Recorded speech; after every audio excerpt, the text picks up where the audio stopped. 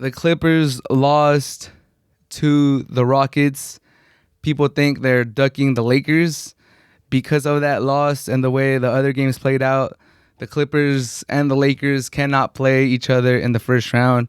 The Clippers guaranteed themselves a different opponent. If the Lakers win and Portland loses, the Lakers get the 6th seed. Portland goes into the play-in, but then the Clippers fall to number 4, and the Nuggets go to number 3. If the Nuggets lose, then the Nuggets move to number 4, but the Clippers move up. I mean, the Lakers move up to number 6. I don't know how the scenarios work. I'll put the images up here saying how it works out. But basically, with the Clippers losing to the Rockets, they guarantee that they won't play the Lakers in the first round. And a lot of people are calling the Clippers for that strategic move. They're saying they're scared of the Lakers. They're ducking them. And, I mean, as a Laker fan, I kind of agree. It does look that way. But as just a fan of strategy and, playing, like, making chess moves, thinking 2 steps ahead, it makes sense for the Clippers to do this. In my opinion, they're the most dangerous team in the West after the Lakers, or including the Lakers. They're like neck and neck. I don't believe in the Jazz. Sorry, Jazz fans. I don't believe in the Suns. I would believe in the Nuggets, but they lost Jamal Murray. And I love Luka, but I don't believe in the Mavs. So it's really going to come down to the Clippers and the Lakers, in my opinion. And why would the Clippers want to play the Lakers in the first round?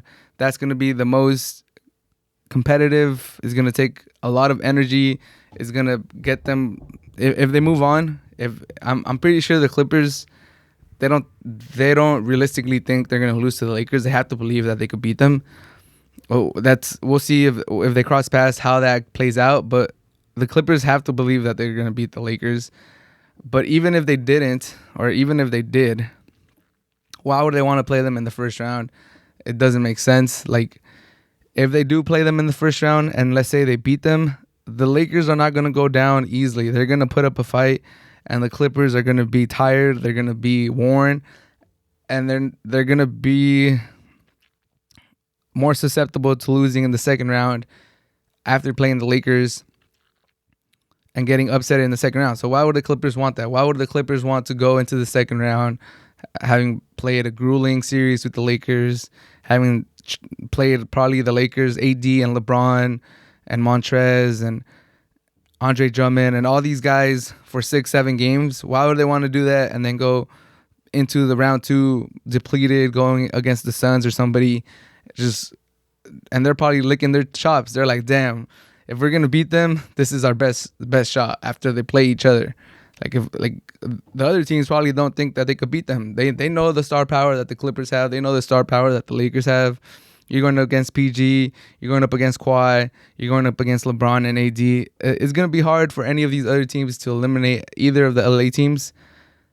The other teams are probably hoping that the Lakers and the Clippers play against each other at the beginning, knock each other out, weaken each other, and whoever moves on is the easier target for the other 6, whoever is there to play them. So I don't blame the Clippers for doing this, although I would like to jump on that Lakers bandwagon and just roast the Clippers and just say, hey, you guys are ducking us. You guys don't want that smoke. You know you guys know you guys are going to lose. AD and LeBron are better than Kawhi and PG. I want to go up here and say this, but realistically, it's a strategic move and it makes sense. If I was a coach, if I was the GM, I wouldn't maybe explicitly tell my players, but what Tyronn Lue did, just rest some players, play some other players 9-10 minutes, and then just call it a day. You're like, you know what? Let's give some other players some playing time. Let's see if any of them could spark up for this playoff run. But I honestly don't blame them. All jokes aside, I don't blame the Clippers for doing this. It's smart. It's strategic.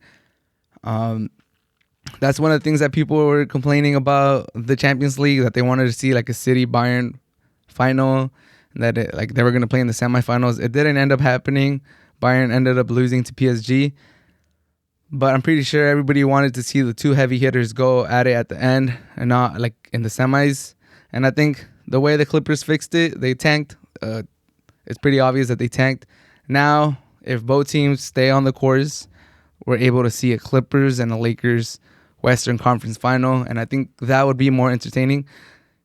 Yeah, it would have been fun to see them in the first round, just get it over with. Like, we've been craving this matchup in the playoffs for the past 2 years.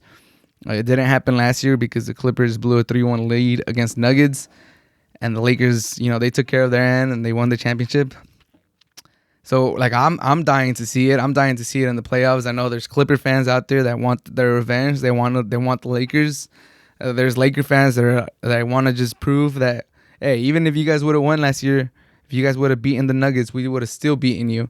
So everyone wants this matchup. It would have been fun to get it in the first round, but now we can wait, and hopefully both of them do make it to the Western Conference final this year.